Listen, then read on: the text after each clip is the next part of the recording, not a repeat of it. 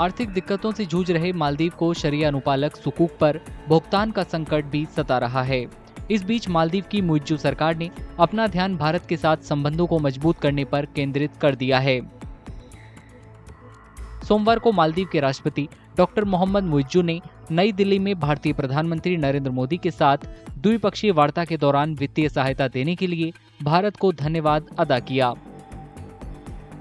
मुश्किल वक्त में भारतीय स्टेट बैंक ने सब्सक्राइब किए गए कुल $100 मिलियन के टी बिल शामिल हैं, जिससे मालदीव की अर्थव्यवस्था को बड़ी सहायता मिली है।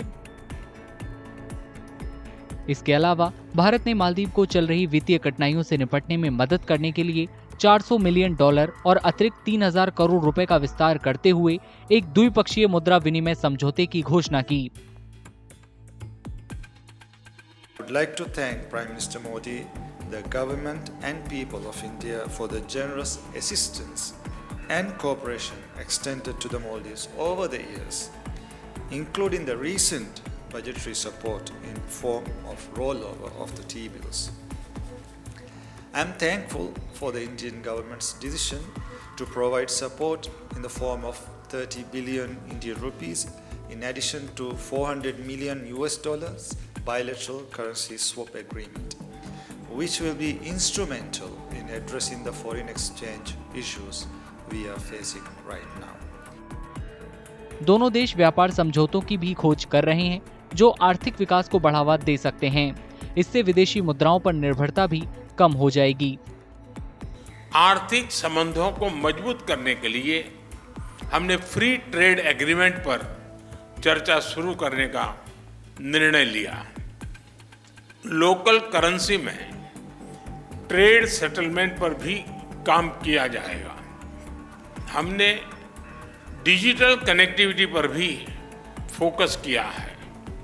कुछ दिन पहले मालदीव में रुपे कार्ड लॉन्च किया गया है।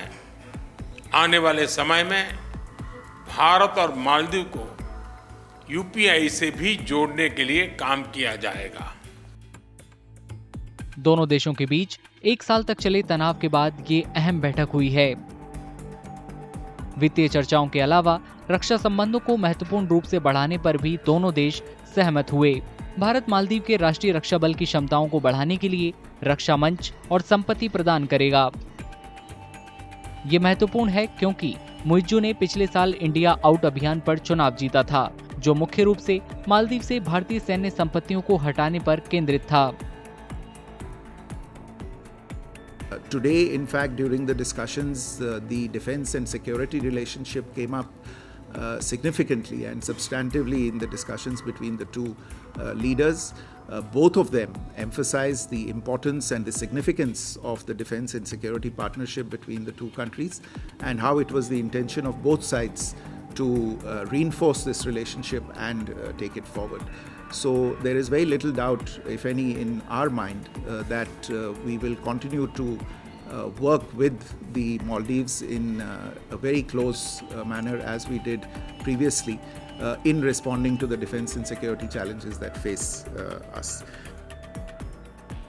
मालदीव को रडार सिस्टम और अन्य आवश्यक उपकरणों सहित अपनी निगरानी और निगरानी क्षमताओं में सुधार के लिए भी भारत से समर्थन मिलेगा। भारत आवश्यकताओं के मुताबिक क्षमता निर्माण और प्रशिक्षण के माध्यम से हाइड्रोग्राफिक मामलों में मालदीव की सहायता करेगा।